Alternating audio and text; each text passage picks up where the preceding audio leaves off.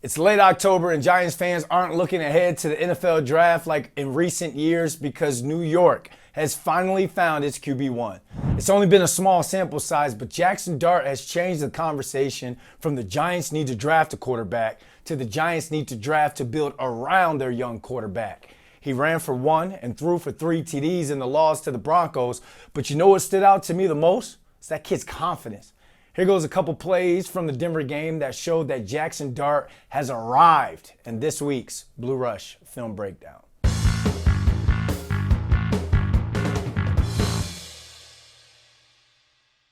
Jaxson Dart definitely progressed as a playmaker and quarterback. They did it in 12 package. They went down out to Denver and they did some good things within the offense this game in this loss. So let's watch this play. You see them 12 personnel. There's Daniel Bellinger, Theo Johnson, Lil Jordan Humphrey, Wan'Dale Robinson. We'll watch it. They get into the stack formation. Double tight ends. Saw him buy time with his legs, throw the football down the field, touchdown. Let's break this down. Let's look at this.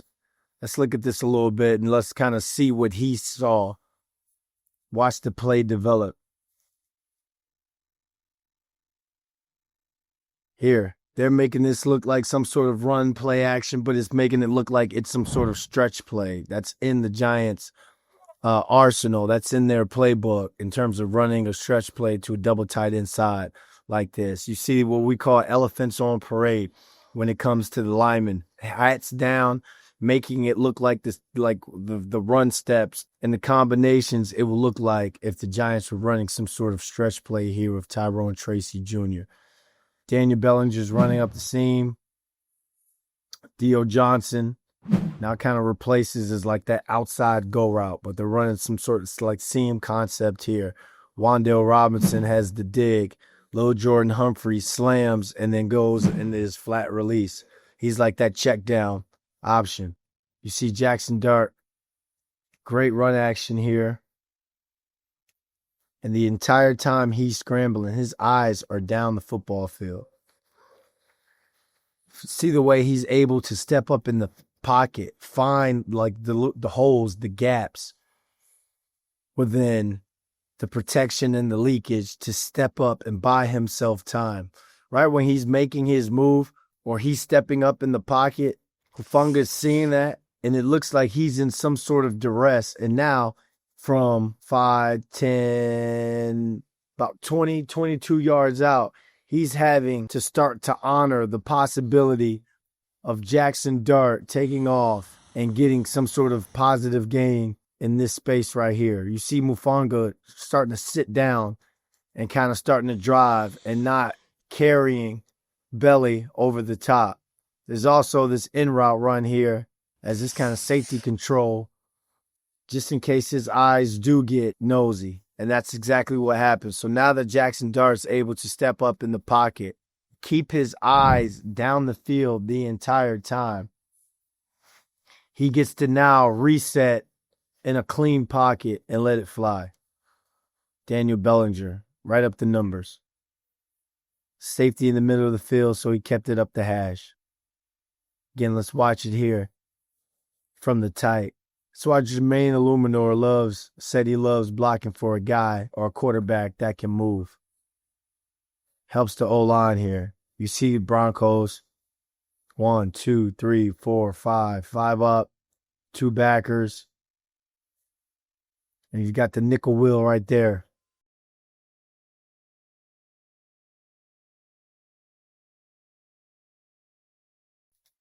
So they're only rushing 4. They're only sending 4 to get after him. And again, you saw the run. You saw the run action. You saw how the offensive line did a great job.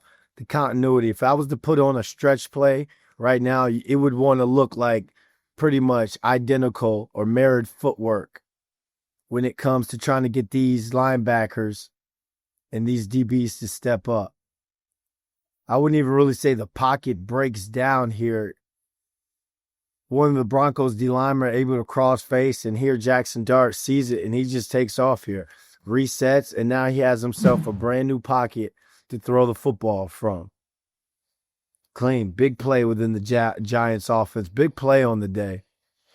And he was able to do that in 12 personnel. Again, 12 personnel. Again, they're going with this pistol look. They were running this when they were giving him a couple reps during the Cowboys game. Remember, Cascadaboo scored on the touchdown run. Now they have Theo Johnson lined up at the X. And they have the two receivers over to the strong side of the football. It's 3rd and 5. I'm sure this is the play he's going to want back. Obviously, because not wanting to turn the football over. But they got after him. They got after him here. They tricked him. It happens. And obviously, I have to put this on tape. And we'll watch this for a little bit. But this is part of his progression. This is part of having a rookie quarterback in there. Accounted for threw 3 touchdowns. Ran one on the day. Did have this interception. But the way he was able to bounce back from this. And he almost could have taken off. I wish he would have taken off here. So now that we've watched it, Denver has 1, 2, 3, 4, 5, 6, 7, 8 up. One's going to drop. But it's looking like cover 0. Could it be cover 0 right now? No, because there's a safety hiding in the middle of the field. Maybe if he would have dropped down and started to creep to play Wan'Dale Robinson, yeah, you'd look at it as cover 0. But right now, because this backer is kind of stepping, it looks like cover 0. 1. Man-to-man, man-to-man, man-to-man. And right here, and we'll watch it from the tight, you'll have 2 backers in the A-gaps. And they ran the same blitz basically against the Jets, only that this rusher ended up playing and being a spy. Let's watch it. Let's watch it from the tight. See what he saw. Obviously, you want to burn that. At least take the sack to get them, to force them to call the timeout. Got to take the good with the bad. See, they did a decent job with the protection. There's leakage here. There's leakage here. He's able to step up. He gets on his legs, and that messes up the throw. But we're showing that because he almost was able to get out of that. In the future, you want him to learn from this play. But watch how he responds after this play. And this is to show you how this kid is starting to get wise beyond his years. This is 4th and 18 and a half, 4th and 19. The Giants need it. Absolutely need a play right here. All the hope lied on him making a play here at quarterback, getting the ball to his wide receiver, his top receiver of the day, his top receiver on the season right now, Wan'Dale Robinson. It's real quick with the concept. He's trying to split. Either he's running the inside go route here up the numbers, or it's like a deep corner for him to throw it up and over and to see what this, 1, trying to out leverage his safety, 2, try to make this corner fall off so he can hit Wan'Dale Robinson on the squirrel route here. But since it's 19 yards, Rondale's going to be a little short. But he'd be expecting this ball. If he caught the ball here, he'd be expecting to come back to it, catch it, make a move, and know he has to get upfield to get the first down. Jaxson Dart has to scramble. And I'm going to tell you a couple of things what I like about the scramble or the buy time in a little bit.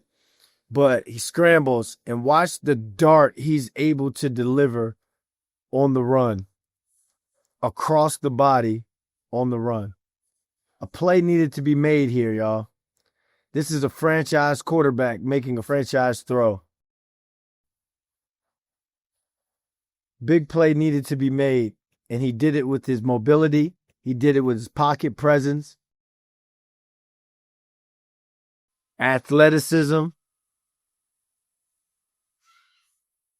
and he got tore up while he did it.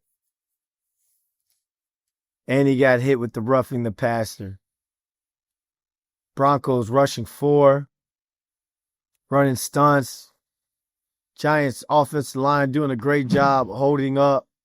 But here's what I like about Jaxson Dart. How he's able to manipulate the pass rush. Look at him taking a deeper drop putting his foot into the ground on that final drop step and reset and taking off in the gap here, in the C gap here, to have extra time to throw the football down the field.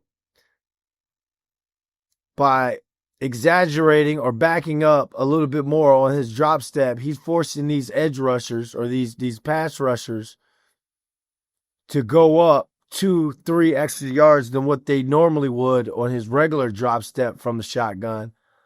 And that's buying his receivers time to get down the field. He knows that he would be protected because he's getting the tight end Theo Johnson and Tyrone Tracy Jr. He has both those guys chipping and getting out in the flat control.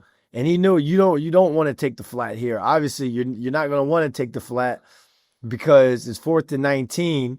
You know that you got to get ready for the pitch back if you had to throw it to the flat. But that's just there for extra protection to buy you a little bit of extra time to widen these pass rushers out a little bit more, to give you a little bit of extra pocket and for you to be able to step up, buy some time. And look how his eyes are down the field the entire time. Dime delivered. He has arrived. Dime delivered. And he took the hit. Let's just watch the roughing the passer real quick.